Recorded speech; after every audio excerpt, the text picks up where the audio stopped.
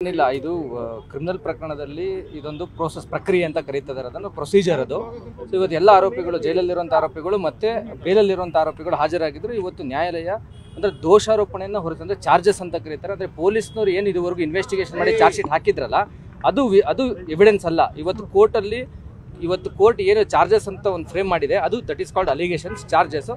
ಅದ್ರ ಮೇಲೆ ಇವಾಗ ಕೇಸು ವಿಚಾರಣೆ ಸ್ಟಾರ್ಟ್ ಆಗಿದೆ. ಇವತ್ತು ದೋಷಾರೋಪಣೆಯನ್ನು ಹೊರಿಸಿದ್ದಾರೆ ಎಲ್ಲ ಆರೋಪಿಗಳ ಮೇಲೆ. ಇವತ್ತು ನೀವು ಈ ಥರ ಒಂದು ನಿಮ್ಮ ಮೇಲೆ ಪ್ರಕರಣ ದರ್ಜ್ ಮಾಡಿದ್ದಾರೆ, ಈ ಥರ ಸೆಕ್ಷನ್ಸಲ್ಲಿ ನೀವು ಅಪರಾಧ ಮಾಡಿದ್ದೀರಾ ಅಂತ ನಿಮ್ಮ ಮೇಲೆ ಇದು ಚಾರ್ಜ್ ಶೀಟ್ ಸಲ್ಲಿಸಿದ್ದಾರೆ ಅನ್ನೋದನ್ನ ದೋಷಾರೋಪಣೆಯನ್ನು ಬರೆದು ಇವತ್ತು ಜಡ್ಜ್ ಸಾಹೇಬರು ಓದಿದ್ದಾರೆ ಎಲ್ರಿಗೂ. ಅವರೆಲ್ಲರೂ ಸಹ ಆ ದೋಷಾರೋಪಣೆಯನ್ನು ನಿರಾಕರಿಸಿದ್ದಾರೆ. ಇಲ್ಲ ಈ ಪ್ರಕರಣಕ್ಕೂ ನಮ್ಗೆ ಯಾವ್ದು ಸಂಬಂಧ ಇಲ್ಲ, ನಮ್ಮ ವಿಚಾರಣೆ ನಡೀಲಿ, ನಾವು ವಿಚಾರಣೆಯನ್ನು ತಗೊಳ್ಳೋಕೆ ಅಂದ್ರೆ ವಿಚಾರಣೆ ನಡೆಸಕ್ಕೆ ನಾವು ರೆಡಿ ಇದ್ದೀವಿ ಅಂತ ಈ ಆರೋಪಿಗಳೆಲ್ಲ ಉತ್ತರ ಕೊಟ್ಟಿದ್ದಾರೆ. 17 ಆರೋಪಿಗಳು ಕೂಡ ತಮ್ಮ ಮೇಲೆ ಹೌದೌದು, 17 ಆರೋಪಿಗಳು ಸಹ ಈ ಪ್ರಕರಣಕ್ಕೂ ನಮ್ಗೆ ಯಾವುದೇ ಸಂಬಂಧ ಇಲ್ಲ, ನಾವು ವಿಚಾರಣೆನ ಎದುರಿಸಕ್ಕೆ ಸಿದ್ಧರಿದ್ದೀವಿ, ನಾವು ವಿಚಾರಣೆ ಎದುರಿಸ್ತೀವಿ ಅಂತ ಹೇಳಿ ಉತ್ತರ ಕೊಟ್ಟಿದ್ದಾರೆ. ನೆಕ್ಸ್ಟ್ ಇದಾದ ಮೇಲೆ ಒಂದು ಡೇಟ್ ಫಿಕ್ಸ್ಡ್ ಡೇಟ್ ಫಾರ್ ಅಂದರೆ ವಿಚಾರಣೆ ಅಂದರೆ ಸಾಕ್ಷಿಗಳ ವಿಚಾರಣೆಗೆ ಒಂದು ದಿನಾಂಕ ನಿಗದಿ ಆಗುತ್ತೆ. ಅದಕ್ಕಿಂತ ಮುಂಚೆ ಪ್ರಾಸಿಕ್ಯೂಷನ್ನರು ಒಂದು ಲಿಸ್ಟ್ ಆಫ್ ವಿಟ್ನೆಸಸ್ ಕೊಡಬೇಕು. ಅಂದರೆ ಈ ಪ್ರಕರಣದಲ್ಲಿ ಎಷ್ಟು ಜನ ಸಾಕ್ಷಿಗಳಿದ್ದಾರೆ, ನಾವು ಯಾರನ್ನ ಮೊದಲು ಎಕ್ಸಾಮಿನೇಷನ್ ಅಂದರೆ ವಿಚಾರಣೆ ಮಾಡ್ತೀವಿ, ಯಾರನ್ನ ನಂತರ ಎಕ್ಸಾಮಿನೇಷನ್ ಮಾಡ್ತೀವಿ, ವಿಚಾರಣೆ ಮಾಡ್ತೀವಿ ಅಂತ ಪ್ರಾಸಿಕ್ಯೂಷನ್ನರು ಕೋರ್ಟ್ಗೆ ಮತ್ತು ನಮಗೆ ಅದು ಅವ್ರದ್ದು ಮುಂಚಿತವಾಗಿ ನಮ್ಗೊಂದು ಅರ್ಜಿ ಕೊಡಬೇಕಾಗುತ್ತೆ, ಅವ್ರು ಲಿಸ್ಟ್ ಆಫ್ ವಿಟ್ನೆಸಸ್ ಅಂತ. ಆ ಆಧಾರದ ಮೇಲೆ ಕೋರ್ಟ್ ಇಂತಿಂಥ ದಿನಾಂಕ ಇಂಥ ಸಾಕ್ಷಿಗಳ ವಿಚಾರಣೆಗೆ ಅಂತ ಕೋರ್ಟ್ ದಿನಾಂಕ ನಿಗದಿ ಮಾಡುತ್ತೆ ಸರ್. ಆರೋಪಿಗಳನ್ನ ಮತ್ತೆ ಕೋರ್ಟ್ಗೆ ಹೌದು, ಆರೋಪಿಗಳ ಸಮ್ಮುಖದಲ್ಲೇ ವಿಚಾರಣೆ ನಡೀಬೇಕಾಗಿರೋದು. ಕೋರ್ಟ್ ಅದು ಮುಂದೆ ಅವ್ರನ್ನ ವಿಡಿಯೋ ಕಾನ್ಫರೆನ್ಸಲ್ಲೇ ಪ್ರೊಡ್ಯೂಸ್ ಮಾಡಿ ಹಾಜರುಪಡಿಸಿ ಅಂತ ಹೇಳ್ತಾರೋ, ಅಥವಾ ಇಲ್ಲಿ ಅವ್ರಿಗೆ ಖುದ್ದಾಗಿ ಅದನ್ನು ಅವ್ರನ್ನ ಕರ್ಕೊಂಡ್ಬನ್ನಿ ಅಂತ ಕೋರ್ಟ್ ಆಮೇಲೆ ನಿರ್ಧಾರ ತೊಗೊಂಡು ಅದನ್ನ ಆರ್ಡರ್ ಮಾಡುತ್ತೆ ಸರ್.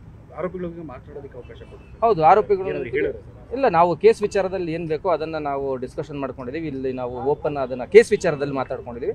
ನಮ್ಗೆ ಕೋರ್ಟ್ ಅದಕ್ಕೆ ಅವ್ರ ಜೊತೆ ಮಾತಾಡೋಕ್ಕೆ ಅವಕಾಶ ಮಾಡಿಕೊಟ್ಟಿತ್ತು. ಎಲ್ಲ ಆರೋಪಿಗಳು ವಕೀಲರು ಸಹ ಅವ್ರವ್ರ ಜೊತೆಗೆ ಆರೋಪಿಗಳ ಜೊತೆಗೆ ಮಾತುಕತೆ ಮಾಡಿದ್ದಾರೆ. ನವೆಂಬರ್ 10ಕ್ಕೆ ಮತ್ತೆ ಆರೋಪಿಗಳು ಹಾಜರಾಗಬೇಕಿರುತ್ತೆ. ಹೌದು, ಅದು ರೆಗ್ಯುಲರ್ ವಿಚಾರಣೆ ದಿನಾಂಕ ಇರೋದ್ರಿಂದ ಆರೋಪಿಗಳು ಅವತ್ತು ಹಾಜರಾಗಲೇಬೇಕಾಗುತ್ತೆ. ಅದು ವಿಡಿಯೋ ಕಾನ್ಫರೆನ್ಸಲ್ಲಿ ಹಾಜರುಪಡಿಸ್ತಾರೋ ಅಥವಾ ಇಲ್ಲಿ ಖುದ್ದಾಗ ಅವ್ರನ್ನ ಕರ್ಕೊಂಡ್ಬರ್ತಾರೋ ಅದನ್ನು ನೋಡಬೇಕಾಗುತ್ತೆ ಸರ್. ಇಲ್ಲ, ಇದು ಕ್ರಿಮಿನಲ್ ಪ್ರಕರಣದಲ್ಲಿ ಇದೊಂದು ಪ್ರೋಸೆಸ್ ಪ್ರಕ್ರಿಯೆ ಅಂತ ಕರೀತಿದ್ದಾರೆ, ಅದನ್ನು ಪ್ರೊಸೀಜರ್ ಅದು. ಸೊ ಇವತ್ತು ಎಲ್ಲ ಆರೋಪಿಗಳು, ಜೈಲಲ್ಲಿರುವಂಥ ಆರೋಪಿಗಳು ಮತ್ತು ಬೇಲಲ್ಲಿರುವಂಥ ಆರೋಪಿಗಳು ಹಾಜರಾಗಿದ್ದರು. ಇವತ್ತು ನ್ಯಾಯಾಲಯ ಅಂದರೆ ದೋಷಾರೋಪಣೆಯನ್ನು ಹೊರತಂದರೆ ಚಾರ್ಜಸ್ ಅಂತ ಕರೀತಾರೆ. ಅಂದರೆ ಪೊಲೀಸ್ನವ್ರು ಏನು ಇದುವರೆಗೂ ಇನ್ವೆಸ್ಟಿಗೇಷನ್ ಮಾಡಿ ಚಾರ್ಜ್ ಶೀಟ್ ಹಾಕಿದ್ರಲ್ಲ, ಅದು ಎವಿಡೆನ್ಸ್ ಅಲ್ಲ. ಇವತ್ತು ಕೋರ್ಟ್ ಏನು ಚಾರ್ಜಸ್ ಅಂತ ಒಂದು ಫ್ರೇಮ್ ಮಾಡಿದೆ, ಅದು that is called allegations, charges. ಅದ್ರ ಮೇಲೆ ಇವಾಗ ಕೇಸು ವಿಚಾರಣೆ ಸ್ಟಾರ್ಟ್ ಆಗಿದೆ. ಇವತ್ತು ದೋಷಾರೋಪಣೆಯನ್ನು ಹೊರಿಸಿದ್ದಾರೆ ಎಲ್ಲ ಆರೋಪಿಗಳ ಮೇಲೆ. ಇವತ್ತು ನೀವು ಈ ಥರ ಒಂದು ನಿಮ್ಮ ಮೇಲೆ ಪ್ರಕರಣ ದರ್ಜ್ ಮಾಡಿದ್ದಾರೆ, ಈ ಥರ ಸೆಕ್ಷನ್ಸಲ್ಲಿ ನೀವು ಅಪರಾಧ ಮಾಡಿದ್ದೀರಾ ಅಂತ ನಿಮ್ಮ ಮೇಲೆ ಇದು ಚಾರ್ಜ್ ಶೀಟ್ ಸಲ್ಲಿಸಿದ್ದಾರೆ ಅನ್ನೋದನ್ನ ದೋಷಾರೋಪಣೆಯನ್ನು ಬರೆದು ಇವತ್ತು ಜಡ್ಜ್ ಸಾಹೇಬರು ಓದಿದ್ದಾರೆ ಎಲ್ರಿಗೂ. ಅವರೆಲ್ಲರೂ ಸಹ ಆ ದೋಷಾರೋಪಣೆಯನ್ನು ನಿರಾಕರಿಸಿದ್ದಾರೆ. ಇಲ್ಲ ಈ ಪ್ರಕರಣಕ್ಕೂ ನಮ್ಗೆ ಯಾವ್ದು ಸಂಬಂಧ ಇಲ್ಲ, ನಮ್ಮ ವಿಚಾರಣೆ ನಡೀಲಿ, ನಾವು ವಿಚಾರಣೆಯನ್ನು ತಗೊಳ್ಳೋಕೆ ಅಂದ್ರೆ ವಿಚಾರಣೆ ನಡೆಸಕ್ಕೆ ನಾವು ರೆಡಿ ಇದ್ದೀವಿ ಅಂತ ಈ ಆರೋಪಿಗಳೆಲ್ಲ ಉತ್ತರ ಕೊಟ್ಟಿದ್ದಾರೆ. 17 ಆರೋಪಿಗಳು ಕೂಡ ತಮ್ಮ ಮೇಲೆ ಹೌದೌದು, 17 ಆರೋಪಿಗಳು ಸಹ ಈ ಪ್ರಕರಣಕ್ಕೂ ನಮ್ಗೆ ಯಾವುದೇ ಸಂಬಂಧ ಇಲ್ಲ, ನಾವು ವಿಚಾರಣೆನ ಎದುರಿಸಕ್ಕೆ ಸಿದ್ಧರಿದ್ದೀವಿ, ನಾವು ವಿಚಾರಣೆ ಎದುರಿಸ್ತೀವಿ ಅಂತ ಹೇಳಿ ಉತ್ತರ ಕೊಟ್ಟಿದ್ದಾರೆ. ನೆಕ್ಸ್ಟ್ ಇದಾದ ಮೇಲೆ ಒಂದು ಡೇಟ್ ಫಿಕ್ಸ್ಡ್ ಡೇಟ್ ಫಾರ್ ಅಂದರೆ ವಿಚಾರಣೆ ಅಂದರೆ ಸಾಕ್ಷಿಗಳ ವಿಚಾರಣೆಗೆ ಒಂದು ದಿನಾಂಕ ನಿಗದಿ ಆಗುತ್ತೆ. ಅದಕ್ಕಿಂತ ಮುಂಚೆ ಪ್ರಾಸಿಕ್ಯೂಷನ್ನರು ಒಂದು ಲಿಸ್ಟ್ ಆಫ್ ವಿಟ್ನೆಸಸ್ ಕೊಡಬೇಕು. ಅಂದರೆ ಈ ಪ್ರಕರಣದಲ್ಲಿ ಎಷ್ಟು ಜನ ಸಾಕ್ಷಿಗಳಿದ್ದಾರೆ, ನಾವು ಯಾರನ್ನ ಮೊದಲು ಎಕ್ಸಾಮಿನೇಷನ್ ಅಂದರೆ ವಿಚಾರಣೆ ಮಾಡ್ತೀವಿ, ಯಾರನ್ನ ನಂತರ ಎಕ್ಸಾಮಿನೇಷನ್ ಮಾಡ್ತೀವಿ, ವಿಚಾರಣೆ ಮಾಡ್ತೀವಿ ಅಂತ ಪ್ರಾಸಿಕ್ಯೂಷನ್ನರು ಕೋರ್ಟ್ಗೆ ಮತ್ತು ನಮಗೆ ಅದು ಅವ್ರದ್ದು ಮುಂಚಿತವಾಗಿ ನಮ್ಗೊಂದು ಅರ್ಜಿ ಕೊಡಬೇಕಾಗುತ್ತೆ, ಅವ್ರು ಲಿಸ್ಟ್ ಆಫ್ ವಿಟ್ನೆಸಸ್ ಅಂತ. ಆ ಆಧಾರದ ಮೇಲೆ ಕೋರ್ಟ್ ಇಂತಿಂಥ ದಿನಾಂಕ ಇಂಥ ಸಾಕ್ಷಿಗಳ ವಿಚಾರಣೆಗೆ ಅಂತ ಕೋರ್ಟ್ ದಿನಾಂಕ ನಿಗದಿ ಮಾಡುತ್ತೆ ಸರ್. ಆರೋಪಿಗಳನ್ನ ಮತ್ತೆ ಕೋರ್ಟ್ಗೆ ಹೌದು, ಆರೋಪಿಗಳ ಸಮ್ಮುಖದಲ್ಲೇ ವಿಚಾರಣೆ ನಡೀಬೇಕಾಗಿರೋದು. ಕೋರ್ಟ್ ಅದು ಮುಂದೆ ಅವ್ರನ್ನ ವಿಡಿಯೋ ಕಾನ್ಫರೆನ್ಸಲ್ಲೇ ಪ್ರೊಡ್ಯೂಸ್ ಮಾಡಿ ಹಾಜರುಪಡಿಸಿ ಅಂತ ಹೇಳ್ತಾರೋ, ಅಥವಾ ಇಲ್ಲಿ ಅವ್ರಿಗೆ ಖುದ್ದಾಗಿ ಅದನ್ನು ಅವ್ರನ್ನ ಕರ್ಕೊಂಡ್ಬನ್ನಿ ಅಂತ ಕೋರ್ಟ್ ಆಮೇಲೆ ನಿರ್ಧಾರ ತೊಗೊಂಡು ಅದನ್ನ ಆರ್ಡರ್ ಮಾಡುತ್ತೆ ಸರ್.